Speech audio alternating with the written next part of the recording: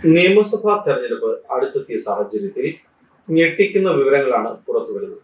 CPM വിട്ട് കോൺഗ്രസിലെത്തിയ വനിതാ നേതാവ് ഐഷ പോറ്റി BJPയിലേക്ക് വരാൻ സന്നദ്ധത പ്രകടിപ്പിച്ചതാണ് ഏറ്റവും പുതിയ വാർത്ത.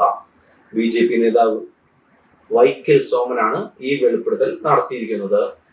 തിരുവനന്തപുരത്ത് ഐഷ പോറ്റി BJP നേതാക്കളുമായി രഹസ്യ കൂടിക്കാഴ്ച നടത്തിയെന്നാണ് വൈക്കൽ സോമന്റെ ആരോപണം. കൂടിക്കാഴ്ചയുടെ ചിത്രങ്ങൾ തന്റെ കൈവശമുണ്ടെന്നാണ് വൈക്കൽ സോമൻ അവകാശപ്പെടുന്നത്. ഐഷ പോറ്റിയും BJP നേതാവുമായുള്ള കൂടിക്കാഴ്ച ചിത്രങ്ങൾ തെരഞ്ഞെടുപ്പ് അടുക്കുന്ന ദിവസങ്ങളിൽ പുറത്തുവിടുമെന്നും അദ്ദേഹം വ്യക്തമാക്കി. ഈശ്വരവിശ്വാസിയായ ഐഷ പോറ്റിയെ നിരീശ്വരവാദിയാക്കിയ പാർട്ടിയാണ് CPM.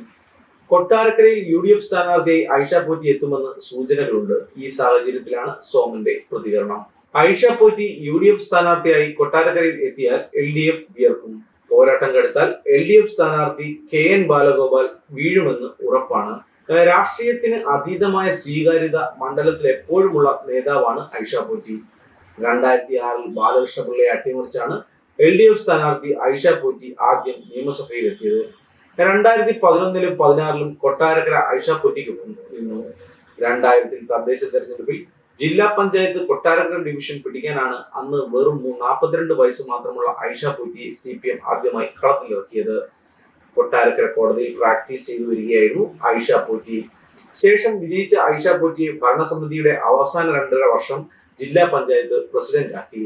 2005-ലെ കൊട്ടാരക്കര ഡിവിഷനിൽ വീണ്ടും നിർത്തി വിജയിപ്പിച്ചു.